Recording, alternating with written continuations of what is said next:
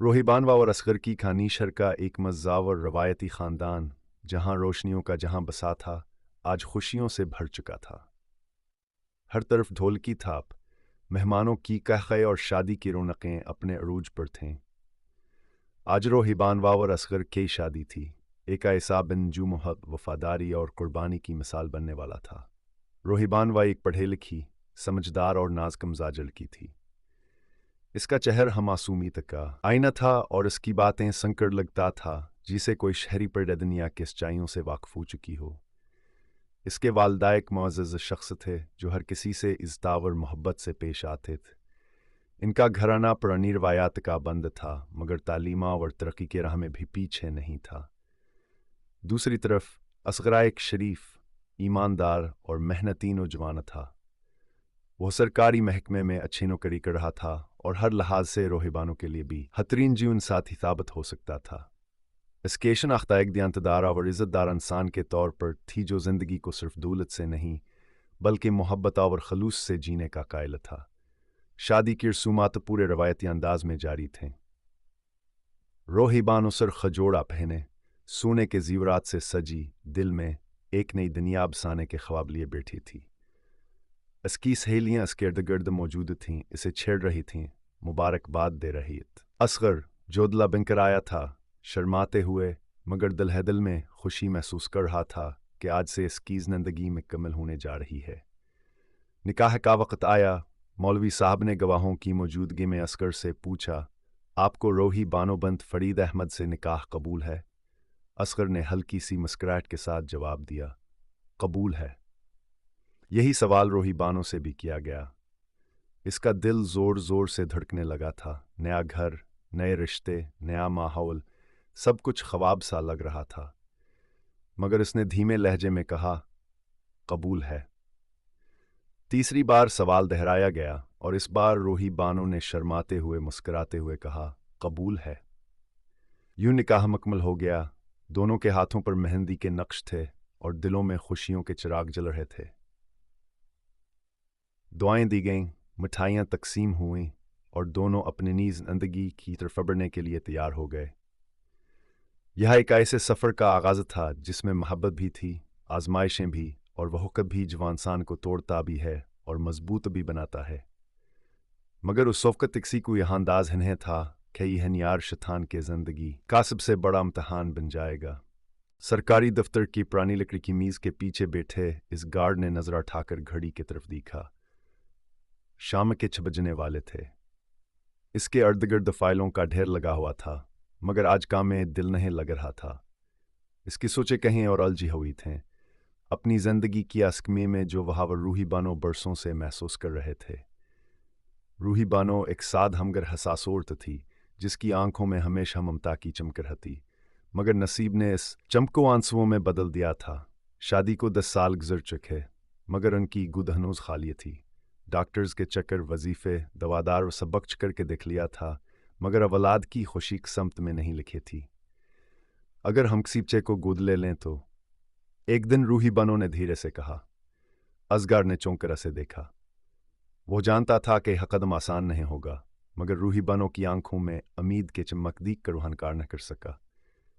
कुछ महीनों बाद आनो ने यतीम खाने से एक छोटी सी बच्ची को गोद ले लिया, महीन फातिमा। वह 3 साल की थी, गंद में रंगत, बड़ी बड़ी आंखें और एक मासूम सी मुस्कुराहट जो किसी के दिल को पगला दे। असदनान के घर में जैसे रोशनी सी आ गई थी।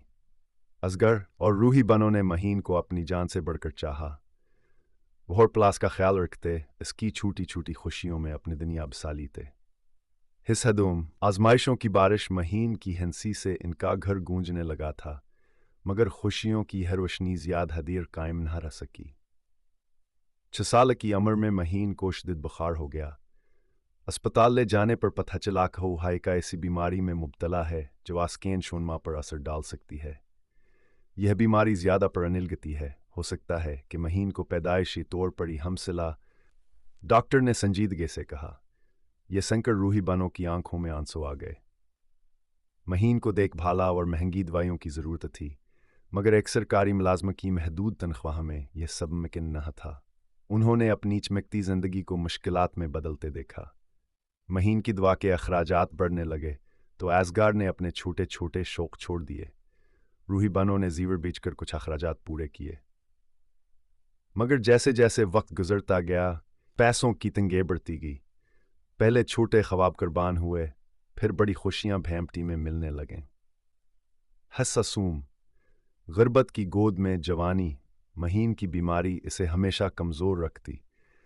वो स्कूल में दूसरे बच्चों की तरह दौड़ नहीं सकती थी, खेल नहीं सकती थी, अक्सर बीमार रहती और अक्सर रातों को रूही बानो इसके बस्तर के पास जागती रहती। उम्मी, क्या मैं कभी ठीक हो जाऊंगी? महीन ने एक दिन मासूमियत से पूछा। रूही बानो के पास इस सवाल का कोई जवाब न था। उसने मुस्कुराकर इसके सर पर हाथ फेरा और कहा, तुम बहुत बहादुर हो महीन, तुम हर मुश्किल हरा दोगी। लेकिन हकीकत कुछ और थी। गुर्बत इन पर मजीद हावी होने लगी थी। महंगाई बढ़ रही थी और एसगार की तनख्वाह घटती जा रही थी। घर में खाने के लिए जो कुछ होता वो पहले महीन को दिया जाता और रूही बानो और एसगार अक्सर रातों को खाली पेट सो जाते। हिस्सा चहारम। बुढ़ापे का अंधेरा वक्त गुजरता गया और बालाखिर वो दिन आ पहुंचा जब एसगार रिटायर हो गया। इस दिन घर में कोई खुशी नहीं थी, बस एक गहरा सन्नाटा था।